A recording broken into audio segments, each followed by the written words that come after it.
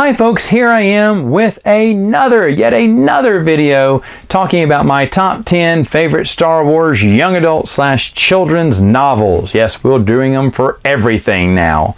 I've always wanted to make this list, and to be honest, I thought it was going to be a top 5, but as I was looking through these, I went, no, I can make a top 10 here. I can make a top 10. Hold on. Here's a lot of little children's books that I think are charming. Okay? And I mean, total preference here. I know a lot of people are going to be like, why did you pick that one? I'll tell you why in a minute, because I'm looking at number 10. It's Star Wars Adventures in Colors and Shapes. I don't know why I love it. I didn't know about this till I was doing my reviews, found out about it, bought it for super cheap. And as teaching kids colors and shapes, but it's doing it in an interesting way. It's telling a story where the droids are trying to find the perfect part for the Millennium Falcon for Han Solo. And he keeps telling them, nope, that's the wrong color, or that's the wrong shape. And they have to keep going back. And he's saying, no, that's a blue octagon. No, that's a purple triangle. No, that's a... And to be honest, I don't know. I don't know why I liked it, but I just thought that was a neat way. It's a neat little funny adventure because they keep getting the wrong shape or the right shape or the wrong color. And I don't know. I just thought it was ingenious, and it just popped. It just popped up as number 10. But hey, I had to do a number 10 here, right? Number 9 is I kept changing my mind over this one, but it's Adventures in Hyperspace. I said change my mind because Secret Missions was on there too. Ryder Wenham's just really good, but I think Adventures in Hyperspace I like a little bit better. I flip a coin though. I don't know, but Adventures in Hyperspace had some good ideas. Of course, the third book didn't come out. It's on StarWarsTimeline.net if you want to read it. Ryder Wenham's just solid. That dude deserved to have a full-fledged adult novel, and he never got the chance to, but I really think he's a good author. And he wrote a really solid series, and both of those are really good. I mean, if you like the Clone Wars, then you're going to love Secret Missions. I think it's fantastic. So I'll just say Ryder Wenham, my number 9. Now my number 8, let me find it here because I'm looking. I don't see the number 8. Oh, there it is down there. You're going to laugh at this one too and probably disagree, but Jedi Prince series, it's special to me. Is it the best thing in the world? No. In fact, if you're ready to say, Matt, this is the worst EU book ever, I mean, including, any other novel you hate, you'll probably hate Jedi Prince worse just because it is kind of hokey. And it is one of my favorite reviews I've ever done on my channel. I loved those 6 books. I loved them as a kid. I realize how cheesy they are, how awful they are at points, but I absolutely laugh and enjoy them. I can't wait to reread them again. I know it's going to be bad, but to me, those covers looked excellent, and I was a kid back then. I was starving for anything, and we were waiting for Zahn's books to come out. These children's books had come out already, so I got the children's books. I didn't see the connection to Thrawn, but I was just eating up Star Wars at the point, so I didn't care. Yes, they are creative, and I wish the authors could have gotten a chance to finish off the series, because I think they had I think it was 3 books later. I could be wrong. It could be 6. But I think there was 3 books that were supposed to come out later to continue their storyline. And I wish they would have finished it because I would have been interested. And they're written for kids. They're written for kids. I've already defended the whole robot Leia, okay? I've defended that because they've made other replica droids before in Star Wars universe. But there's other things that are kind of hard to explain, just because they're kind of kiddie. But remember, it's written for kids. So it doesn't have to live up to this big, novel like the novelizations that we read as adults. But yet, there's just something special about those books. I absolutely loved them. My number 7 is the Junior Jedi Knight series, written by Nancy Richardson and Rebecca Moesta. This is, of course, young Anakin. Tahiri is created here. This is her first appearance in the books for us. And she's an interesting character. And overall, the books are charming. They're not great, but they're charming and they're good. And I enjoyed reading them. I hate that they're super hard to find. I wish people could get these easily. I wish they were collected in a hardback for everyone, but unfortunately they are not and can be a little bit expensive at times to carry, but they're just charming. And that's the sad thing about all these children's books, right? They're not getting reprinted anytime soon or maybe ever. But Junior Jedi Knights was a good series. I enjoyed it. I put it here at number 7. I had a lot of fun doing this list, by the way. Number 6. This is another one that's going to catch you off guard. The Adventures of Tebow. Written by, it's an Ewok novel or little children's story, almost written like a novel. It's almost like young adult fiction. It's written by Joe Johnson. Yes, the director of Captain America, I believe, because he was connected to Lucasfilm, and he was helping out with Return of the Jedi way back in the day, and I think he wrote this book. I think it's the same guy. And The Adventures of Tebow is really dark. I did this in my review, but I mean, the Dulocs have eaten one of the Ewoks and they're wearing the skin of one of his friends. You're like, what is going on here? And then, of course, the wind gods push that Duloc off and he splatters against the rocks. This is a children's book, and I'm going, oh my gosh.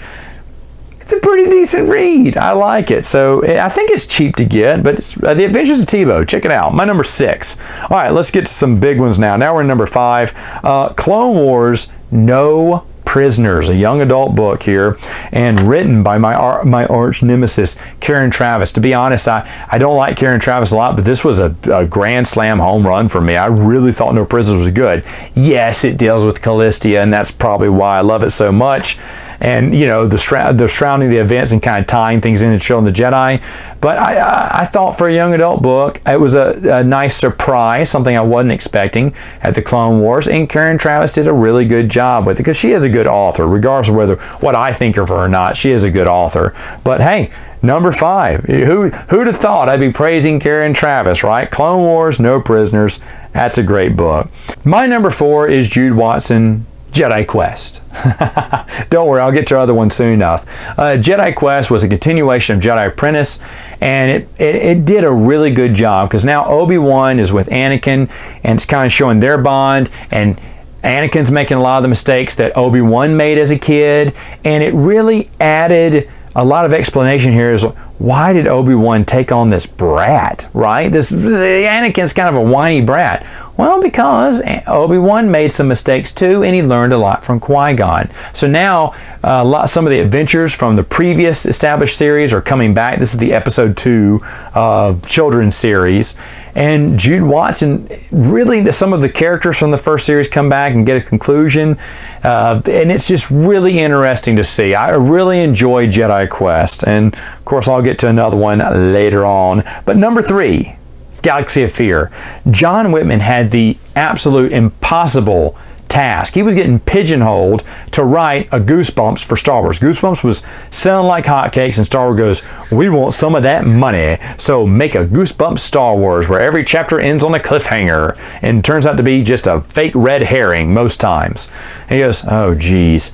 John Whitman did a fantastic job. With the limitations that he had, it's a great series. There are so many connections to the EU. He wasn't writing that just for kids. He said, I know there's going to be an adult who's going to buy these, and they're going to want to see connections to the EU. So let me put as many of them in as I can.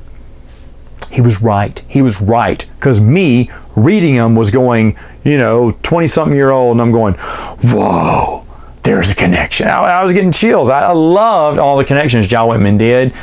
And in fact, as connections go, this had the most of them, and he probably did the best. He probably studied the most of the expanded universe to make this, blatant Goosebumps ripoff really, really good. And I don't know how easy they are to get their hands on, but to be honest, folks, I think you're going to enjoy it. Yes, every chapter is a cliffhanger. He had to do that. But the story isn't that bad. I really enjoyed all the stories too. I thought they were really solid. So Galaxy of Fear, like I said, it's number 3 only because the next 2 are so solid. Folks, number 2, you've been waiting for it. It is Young Jedi Knights. Man, Young Jedi Knights is good. Written by Kevin G. Anderson and Rebecca Moesta. Of course, young Jason, Jaina, Tenoka, Lobaka. You loved them all, right? They had some great adventures with the Sith Academy, the Diversity Alliance, the Black Sun. Everything about this from beginning to end was just great stuff. A lot of people were introduced to the EU because of these young adult books. There's a big significance there. I said Kevin J. Anderson introduced the next generation into the expanded universe with those novels. A lot of people started with those novels. Not a bad series to start with. Those are really good. If you had those as number 1, yeah, I could be talked in. I had a really hard time between this one and my number 1. I really did. I'm going to put this at number 2 today. You could definitely change my mind. But yeah, number 2, Young Jedi Knights. That makes number 1. You knew it already, Jedi Apprentice.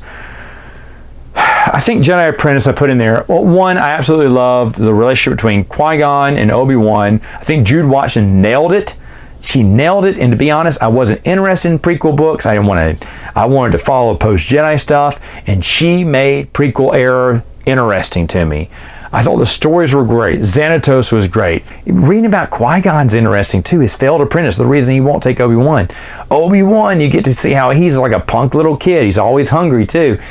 She just wrote those so excellently. I absolutely love Jude Watson's Jedi Apprentice series. It started with Dave Wolverton. I should mention that. Dave Wolverton started off leadoff. He was a leadoff hitter, knocked a home run. Jude Watson comes in. We don't know who she is. We know who Dave Wolverton is, and we really love Dave Wolverton, so I read that one, loved it. But Jude Watson seamlessly took over and really took it to new heights.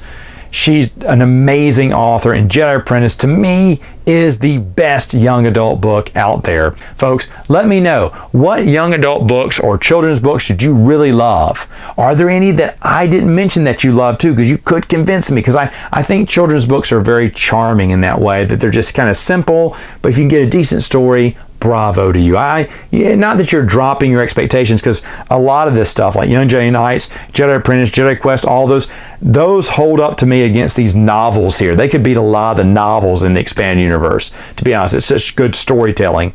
But let me know in the comments below, and I'll see you next time with another video.